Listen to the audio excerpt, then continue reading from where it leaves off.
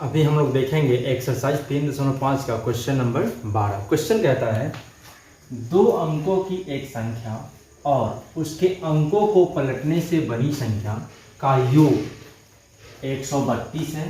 यदि संख्या में 12 जोड़ दिया जाए तो नई संख्या अंकों की योग के 5 गुनी हो जाती है। तो संख्या हमें ज्ञात करना है। इसके लिए हम सबसे पहले मान लेंगे, माना दहाई अंक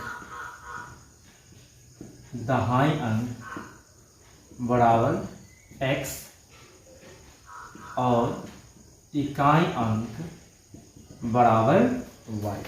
हम यहाँ सबसे पहले मान लिए, और जब भी क्वेश्चन कहे दो अंकों वाली संख्या तो इसके लिए सबसे पहले हम मान लेंगे कि वो दो अंक संख्या x और y है, और यहाँ हम दहाई अंक को x माने हैं और इकाई अंक को y माने हैं।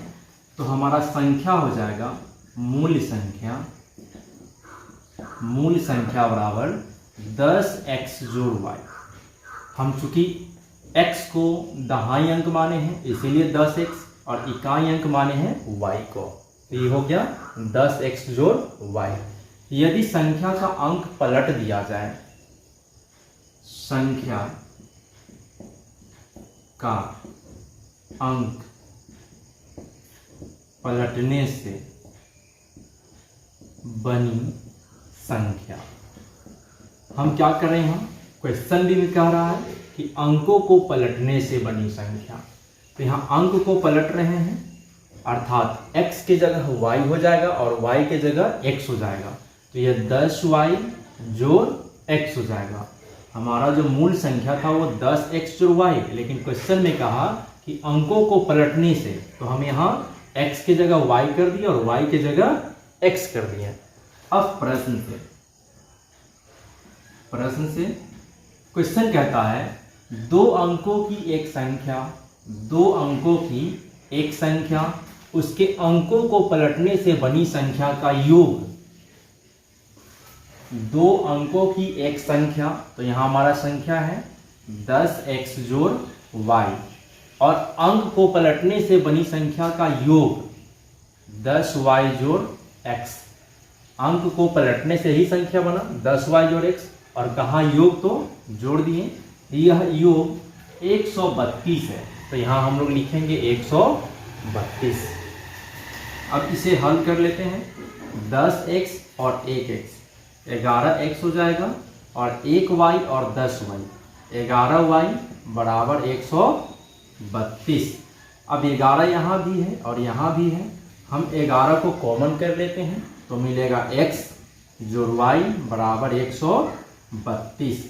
अब 11 से 132 में भाग देंगे तो 12 मरते कट जाएगा, तो मिलेगा x जोड़ y बराबर 32, और इसे हम समीकरण 1 मान लिए।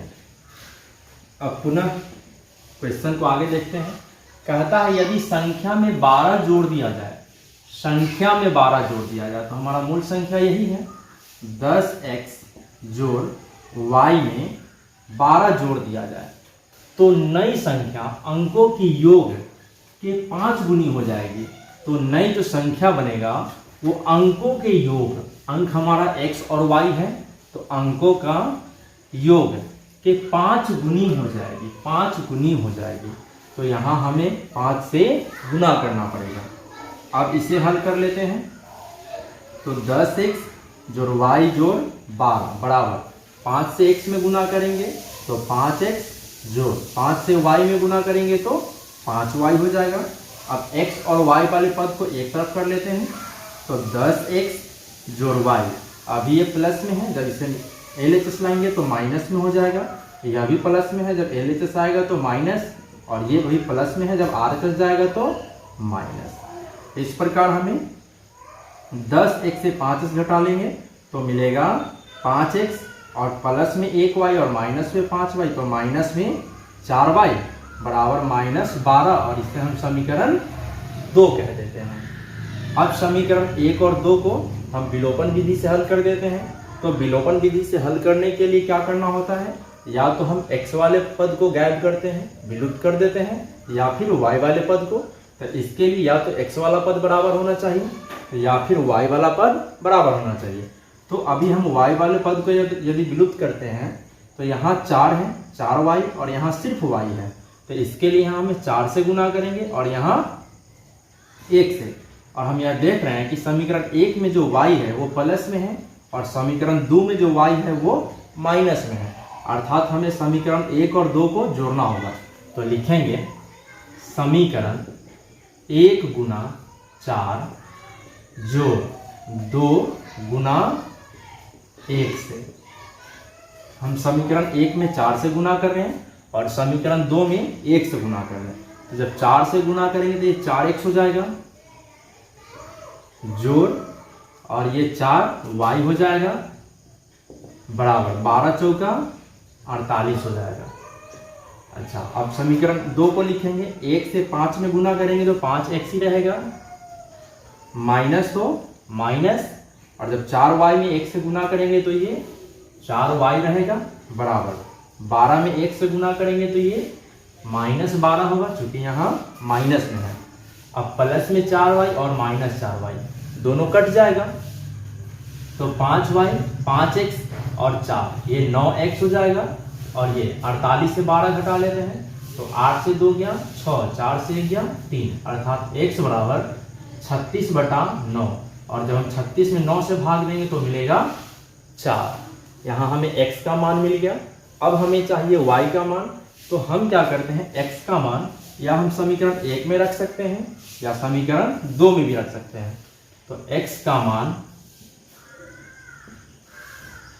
समीकरण 1 में रखने पर, यहाँ हम x का मान समीकरण 1 में रख रहे हैं, तो x जोड़ y बराबर 12, तो x के जगह 4 रखेंगे जोड़ y बराबर 12, तो y बराबर 12 अभी प्लस में है, तो ये r चल जाएगा तो माइनस, तो y बराबर 8।